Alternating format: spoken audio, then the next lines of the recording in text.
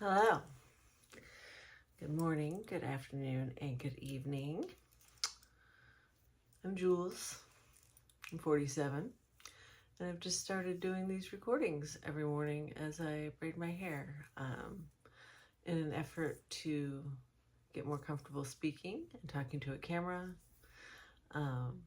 just expressing myself in general, aside from in art and in journals, and gaining more confidence in doing so and speaking my mind and letting my thoughts flow freely and not getting upset when I make mistakes or tumble over my own words. So if that is something that you're going through and would like to follow along with my journey, then please do. I would love to have you. So today, I think I want to talk about how I seem to, or at least part of me seems to love putting myself into like stressful, difficult situations where I'm learning a lot. I've had a pretty squiggly career, and there's a book called that, which I have downloaded the audiobook version of, but I haven't listened to yet. I'm looking forward to listening to it soon. But I've worked in food service, in retail, then was a hairstylist for 12 years, and then I've been in the print industry for the past 6, going on 7 years.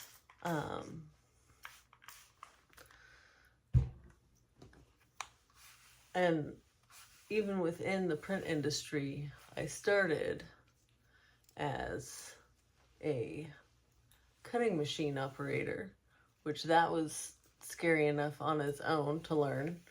And it took me a long time to feel comfortable and confident that I wasn't going to destroy what I was trying to cut with it or the table itself. But then, pretty much as soon as I was comfortable, I started craving learning something new. And I started putting effort into getting moved into the pre-press department, where I could learn the Adobe suite more than I already have. Oh yeah, part of that squiggly career thing, although I only did a few one-off jobs in it. I went to school, before beauty school, I went to school for commercial photography. And I did a couple headshots and a boudoir photo shoot that didn't go well because my film got exposed to light, and so none of the photos came out, and that whole situation ended a friendship, and yeah, it was messy. But anyway, back when I went to photo school, Photoshop was a few years old then, and I learned it. I won't say I learned it. Photoshop is a massive program. I learned a lot, and I've used it on personal photography over the years, but I knew that there was a ton I didn't know, and I really wanted to learn Illustrator. But when I work full-time, I have like next to no energy when I'm not at work. And what I do have, I often spend on chores, like cleaning the house, doing yard work and stuff like that. So I have even less energy for learning new things. So I really put effort into being able to learn it at work. So I finally accomplished that. And then that like horrible, like stomach turning feeling returns when you don't know what you're doing, and and you're afraid that you're going to screw everything up and people are going to be mad at you, or at least that's my experience. When I'm making files that are now going out to get printed and then cut, like I could screw either one of those steps up, or like I could just do something that fails to launch. I've had a couple jobs recently get returned to me and asked to be reworked before they even make them. But yeah, and then, so I got into that position, and then the company I work for got bought by another company, and thankfully they kept me in that position. But now I not only didn't know what I was doing, I didn't know what I was doing with a bunch of experienced people who were also stressed out since the company they'd been working for was merging with a new company and making all kinds of changes. So it was a pretty stressful environment for a while. It's calming down now. I'm definitely feeling more part of the team, but I still am by far the least experienced team member, and I always feel like I'm a bit of a burden since I don't know as much as they do. I'm learning a ton, and I feel more confident every day. But here's where it gets weird. Like, even though I'm not totally comfortable yet, already I can feel the desire to move into something new where I know less, where I'll be less comfortable. And it reminds me of one of my, what do you call them? Like, one of my teachers, but she doesn't know me. She's my teacher. She's a podcaster and an author, Loewenthiel. She has a podcast called Unfuck Your Brain, and a book called Take Back Your Brain. And I discovered her a couple years ago, I think, and listened to her podcast from the beginning. I don't think I quite reached the end, but I listened to hundreds of her podcast episodes. And one of the things she talks about is being a member of the Pukey Club. Apparently, she and all her life coach friends also are kind of this way. Like, if they're comfortable, if they don't feel like kind of sick to their stomach because they're so out of their element, then they don't think that they're pushing themselves hard, like stretching themselves enough. And I can tell that at least part of me likes that. A lot of me doesn't like it. Like, whenever I'm in it, I'm like asking myself, like, how did I get myself into this situation again? Like, I'm so uncomfortable. Why do I do this to myself?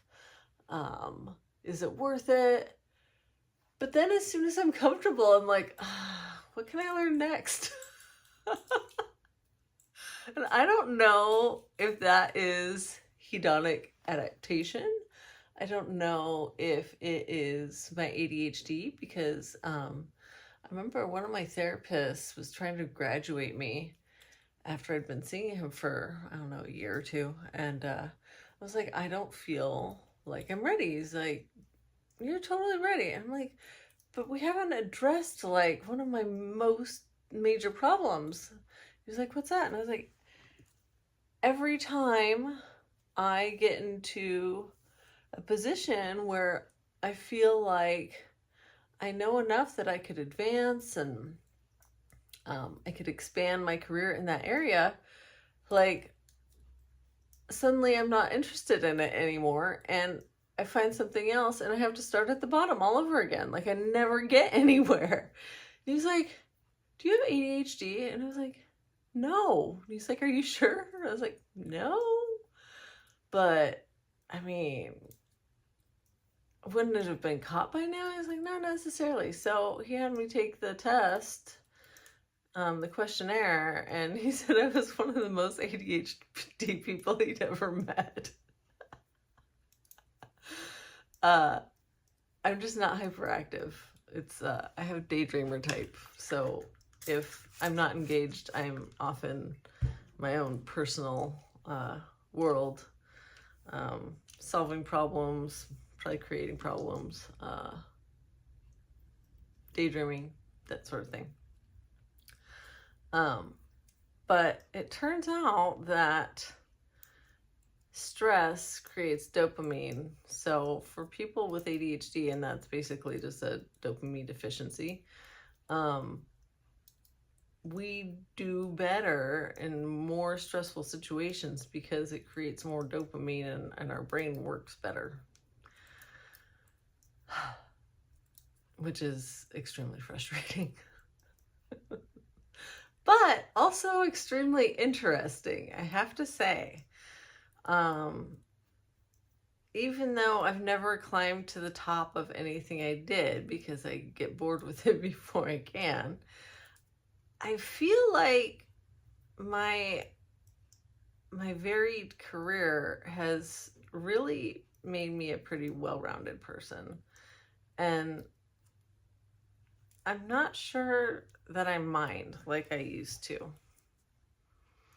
Now I'm treating it more as an experiment, like this channel, like my art channel, like my position at work. I'm not at all certain that I will be kept on permanently. I'm not sure I'll want to be, but I'm really glad I'm there now, learning what I'm learning, interacting with the people on my team who are a delight. And so, yeah, I think I'm a member of the Pukey Club, and I think I'm just going to have to get used to that. What else? Oh, yeah. And I think that this might be like a really clear example of the journey is more important than the destination. I think that is extremely true for me. Like, if I really wanted the success that I think I'm chasing sometimes when I first start something, then I would stick with it. But I don't think that's what I want. I don't think that is actually what I want. I think what I actually want is the experience and the learning that leads up to that success. And once I've had enough of the experience, I'm ready to move on. I don't need the success. I don't.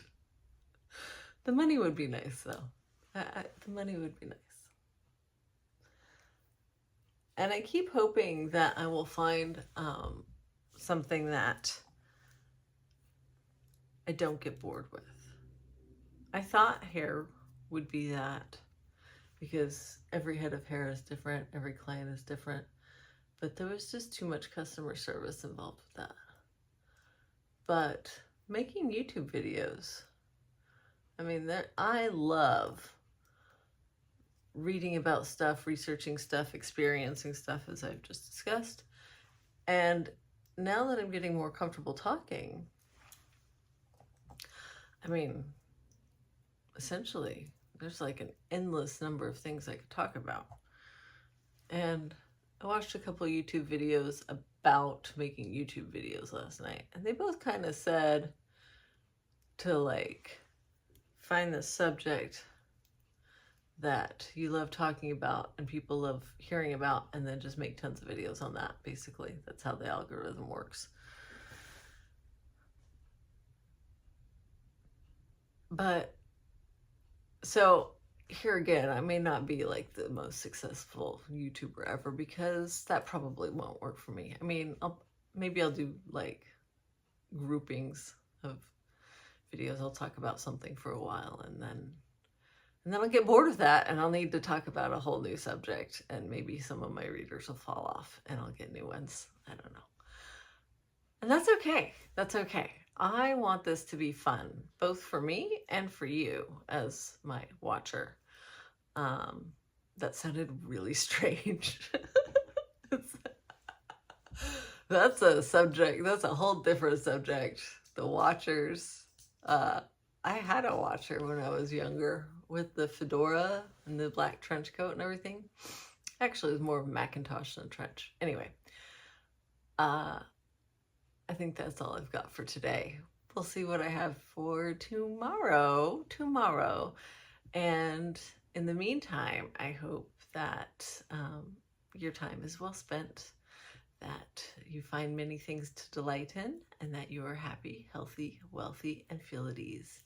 Until next time, thank you so much. I love you. Bye-bye.